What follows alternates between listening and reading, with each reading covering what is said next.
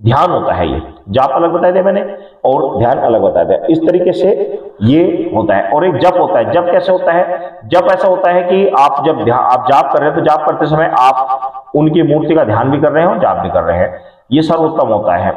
और एक होता है जाप कि आपने कुछ भी नहीं देख रहे पे चलते फिरते काम भी, ध्यान भी देख रहे हैं अपने काम पे और जाप भी कर रहे हैं। ज्यादातर मुस्लिम समुदाय के लोग कम से लेकर मान लो जाप करते रहते हैं और अपने कार्य पर ध्यान देते हैं। ऐसे पंडित भी, हम लोग भी कुछ ऐसा कई बार ऐसा करते हैं कि जब मंदिर भीड़ होती है तो हम भीड़ को भी निगरानी रखते हैं और मंत्र का जाप भी चलता रहता है, देखते भी रहते हैं क्या कर रहे हैं। तो ये होता है जप, तप और ध्यान। तो इस तरीके से ये किए जाते हैं। तो आपको इन चीजों को, तीनों चीजों को फॉलो करना है। विशेष रूप से आपको 1 घंटा जाप और 15 मिनट का ध्यान आपको करना अति आवश्यक है। इससे जाप करने सही तरीका मैंने बता दिया कि सांस पूरा बाहर निकलना चाहिए। इससे आपका कुंडलिनी 100% जागृत होने प्रारंभ होगी। जब आप ध्यान करेंगे 15 मिनट तो उससे आपका सिक्स सेंसर एक्टिवेट होगा। तो इस तरीके से आपको जप और ध्यान करना चाहिए। कुंडलिनी जागृत करने का सबसे अच्छा, सबसे बेस्ट तरीका यही होता है। अब बात आती है कि मंत्रों के द्वारा सिक्स सेंसर एक्टिवेट कैसे होता है। तो उसके लिए आपको, जैसे आप ध्यान कर रहे हैं, 15 मिनट का ध्यान करें, फिर ध्यान को बढ़ाते चले जाएं।